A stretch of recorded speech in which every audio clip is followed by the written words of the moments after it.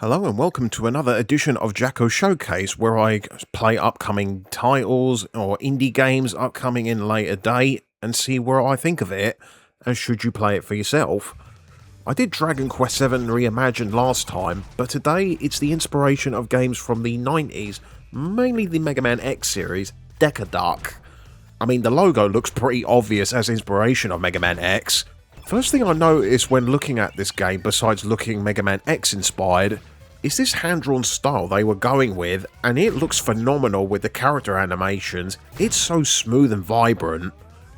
DekaDuck, in terms of design, was a bit off-putting to me at first, but after a while I did grow to his design. I mean, in the opening cutscenes he was just a duck-only head, and after that he gets a bulky armour. Kinda reminds me of Earthworm Jim in a way. He was a worm head in a bulky body, but without a personality. I mean, so far the game's characters are charming so far. There is a couple of dialogues when you progress through the stage, but it's more generic more than anything. Except when you encounter the galactic officer named Jacko, who is after DekaDuck as a criminal, but I guess has romantic feelings for the guy, or bird, whichever boat you're in. But getting into the game, as you can see, it's like a traditional Mega Man X game, but it's not as action-packed or fast-paced. I mean, DekaDuck can still shoot like Mega Man X, he can do the charge shot like X, and he can also dash like X, though you can't spam the dash button as this game has a dash meter as it charges in a couple of seconds, so it isn't a big deal. Though DekaDuck cannot wall jump as this game is more focused on traditional platforming, DekaDuck can double jump, making platforming comfortable as it's as basic as you can get. DekaDuck can shoot, but if an enemy is too close, he can do this melee attack, which is pretty powerful, which I don't know if it was intended as a risk or reward move, as when you pull it off, it feels good to use, as any Mega Man game guarantees you're gonna get hit head on. You can also grab enemies that are small and actually have a special means of using them. One of their enemies can help you hover in the air and land yourself safely, and one behaves like a hopping springs that you can get to high areas that you couldn't reach on your own, and also invulnerable to spikes. They can also be used as means of throwing them when you want to other enemies or breakable walls for hidden rooms and pathways.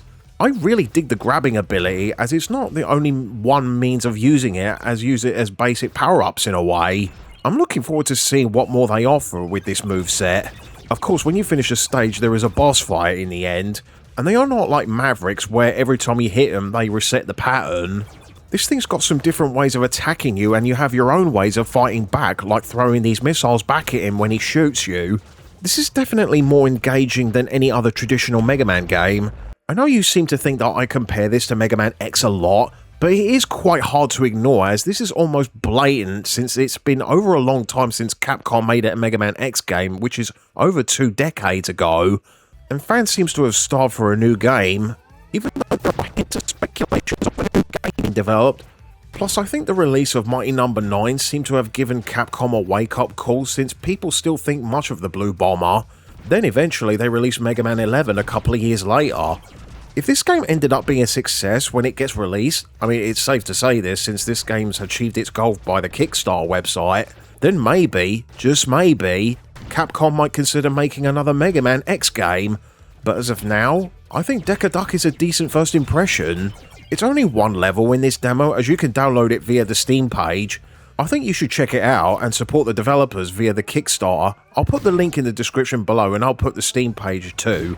So this is the end of the other edition of Jacko Showcase, and if you like this video, subscribe and share this to show support. So as of now, thank you for watching and take care of yourselves.